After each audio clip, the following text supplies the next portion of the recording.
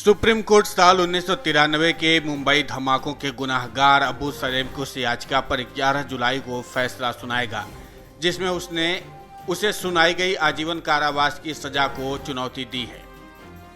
सलेम की याचिका में आजीवन कारावास को इस आधार पर चुनौती दी गई है कि वर्ष 2002 में प्रत्यर्पण के समय भारत की ओर से पुर्तगाल को दिए गए आश्वासन के मुताबिक उसे दी गई सजा 25 साल से अधिक नहीं हो सकती।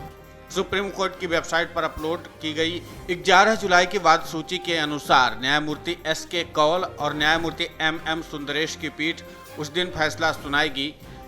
शीर्ष अदालत ने 5 मई को इस मामले में अपना फैसला सुरक्षित रख लिया था, जिसमें केंद्र ने तर्क दिया था कि न्यायपालिका वर्ष 2002 में सलेम के प्रत्यर्पण के दौरान पुर्तगाल सरकार को दिए गए सत्यनिष्ठ संप्रभु आश्वासन से स्वतंत्र है और यह कार्यपालिका पर निर्भर है कि वो इस पर उचित स्तर पर फैसला ले।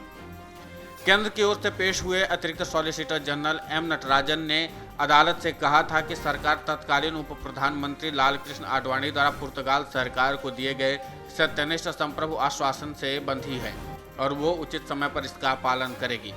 उन्होंने तर्क दिया था कि अदालत इस आश्वासन से बाध्य नहीं है और वो कानून के अनुसार आदेश पारित कर सकती है। सलेम को यहाँ की अदालत के आदेश पर रेड कॉर्नर नोटिस जारी होने के बाद पुर्तगाल में गिरफ्तार किया गया था। नटराज ने तर्क दिया था कि इस आशय के निर्णय है कि आजीवन कारावास का अर्थ है संपूर्ण जीवन और इसमें कोई छूट नहीं हो सकती। मल्होत्रा ने तर्क दिया था कि आश्वासन स्पष्ट शब्दों में था कि अगर भारत में मुकदमे के लिए पुर्तगाल द्वारा सलेम को प्रत्यर्पित किया जाता है तो उसे मौत या 25 साल से अधिक की कारावास नहीं दी जा सकेगी। 25 मई 2015 को एक विशेष टाडा अदालत ने सलेम को 1995 में मुंबई के बिल्डर प्रदीप जैन की उसके ड्राइवर मेहदी हसन के साथ हत्या के एक अन्य मामले में आजीवन कारावास की सजा सुनाई थी। 1993 के मुंबई के सिलसिलेवार बम धमाकों के दोषी सलेम को लंबी कानूनी लड़ाई के बाद 11 जून 2005 को पुर्तगाल से प्रत्यर्पित किया गया था। जून 2017 में सलेम को दोषी ठहराया गया और बाद में मुंबई में 1993 के सिलसिलेवार बम धमाकों में उसकी भूमिका के लिए उम्र कैद की सजा सुनाई गई। 12 मार्च 1993 को देश के वाणिज्यिक राजधानी मुंबई में लगभग 2 घंटे में एक के बाद एक 12 विस्फोट किए गए। इस हमले में 257 लोग मारे गए और 713 लोग गंभीर रूप से घायल हो गए थे।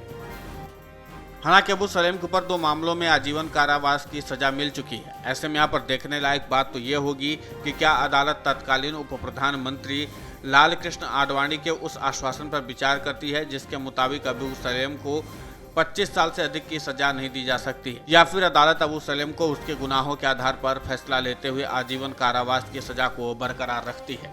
इसके अलावा भी अबू सलेम के ऊपर कई बड़े और गंभीर आरोप हैं। इसके अलावा वो कई मामलों में सरकारी गवाह बनकर के भी गवाही दे चुका है। खासकर 1993 के बम ब्लास्ट के मामले में भी उसकी गवाही काफ़ी अहम और मायने रखती है इसमें, जबकि दाऊद इब्राहिम तक का नाम शामिल है। इसलिए दाऊद इब्राहिम से लेकर के तमाम लोगों के खिलाफ अगर किसी ने गवाही दी है और उसके बारे में जानकारी दी है तो वो है एकमात्र अबू सलेम। इसलिए अदालत इसके कई पक्षों पर भी विचार कर सकती है। Video desk अमरउजाला.com।